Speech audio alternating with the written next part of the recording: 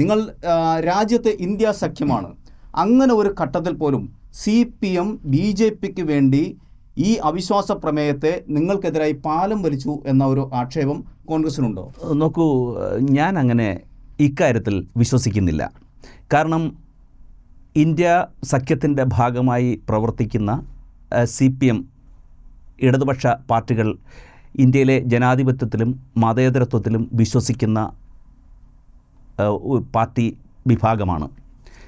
കേരളത്തിൽ തിരുവനന്തപുരത്ത് പ്രത്യേകമായി ഈ തിരുവനന്തപുരം കോർപ്പറേഷനിൽ ഇപ്പോൾ നടക്കുന്ന ജനാധിപത്യ വിരുദ്ധമായ പ്രവർത്തനങ്ങളിൽ തങ്ങളുടേതായ പങ്ക് ഇടതുപക്ഷ പാർട്ടികൾ വഹിക്കുന്നുണ്ട് എന്നാണ് കേരളത്തിലെ ജനങ്ങൾക്ക് എല്ലാവർക്കും അറിയാവുന്ന വിഷയമാണ്. നോക്കൂ, ഇപ്പോൾ ഈ തിരുവനന്തപുരം കോർപ്പറേഷനിൽ നടക്കുന്ന സംഭവങ്ങൾ വാർത്താ മാധ്യമങ്ങൾ ജനങ്ങളുടെ മുമ്പാകെ എത്തിച്ചിട്ടുണ്ട്.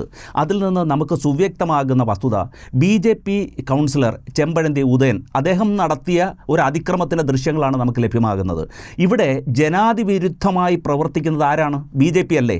കേരളത്തിൽ ആദ്യമായി തിരുവനന്തപുരം കോർപ്പറേഷൻ്റെ ഭരണം ലഭിച്ച BJP ജനാധിപത്യ വിരുദ്ധമായി സുതാര്യതയില്ലാതെ പ്രവർത്തിക്കുമ്പോൾ അതിനെതിരെ ജനരോഷം ഉയരുക തന്നെ ചെയ്യും, അതിന് സംശയമില്ല.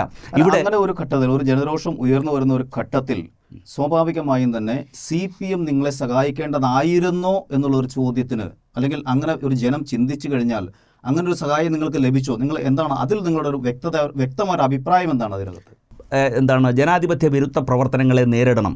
ജനാധിപത്യ സഖ്യ കക്ഷികൾ ഒരുമിച്ച് നിന്നുകൊണ്ട് ജനാധിപത്യ വിരുദ്ധ പ്രവർത്തനങ്ങളെ നേരിടണം എന്നുള്ള സുവ്യക്തമായ അഭിപ്രായമാണ് എനിക്കുള്ളത്. തീർച്ചയായിട്ടും. ശ്രീ അംഷു, നിങ്ങൾ പിന്തുണയ്ക്കാത്തത് എന്തുകൊണ്ടാണ്, അല്ലെങ്കിൽ നിങ്ങളത് അട്ടിമറിച്ചതിൻ്റെ കാരണം എന്താണ്? ഇതിനകത്ത് അട്ടിമറിയുടെ പ്രശ്നമൊന്നുമില്ല. യഥാർത്ഥത്തിൽ കോൺഗ്രസ് ആയാലും അതുപോലെ തന്നെ LDF ആയാലും UDF ഉം LDF ഉം ഉയർത്തുന്ന മുദ്രാവാക്യങ്ങൾ തിരുവനന്തപുരം നഗരസഭയിൽ ഒന്ന് തന്നെയാണ്. അവിടെ നമ്മൾ BJP അധികാരത്തിൽ വന്നത് മുതൽ നഗരസഭയ്ക്കകത്ത് നടക്കുന്ന ജനാധിപത്യ വിരുദ്ധമായ പ്രവണതകളെ അവിടെ പ്രതിപക്ഷ കക്ഷികൾ എന്നുള്ള നിലയിൽ അവിടെ എതിർക്കുന്നുണ്ട്. തീർച്ചയായും അവിശ്വാസ പ്രമേയം അവിടെ കൊണ്ടുവരുന്ന സമയത്ത് പിന്തുണച്ചില്ല, അല്ലെങ്കിൽ ഇത് നമുക്ക് രണ്ട് രാഷ്ട്രീയ കക്ഷികളാണ്, രണ്ട് രാഷ്ട്രീയ പാർട്ടികളാണ്.